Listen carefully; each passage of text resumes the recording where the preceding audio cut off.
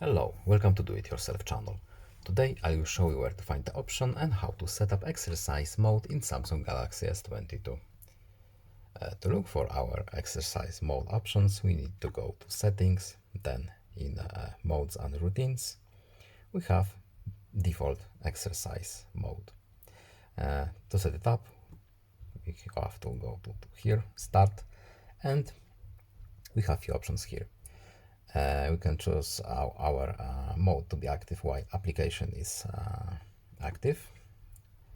Of course, we don't have any applications for our exercise, so during exercise we don't have also our Samsung Health configured right now, but let's skip this step. We can have our do not disturb during our exercise. We can also allow contacts to contact us. We can choose contacts from our phone book. We can also allow applications to disturb our exercise.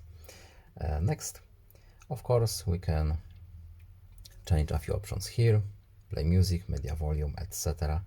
and done, and our exercise mode is set. I hope this video was helpful to you. Please leave a like and subscribe. Have a nice day and see you in the next video. Goodbye.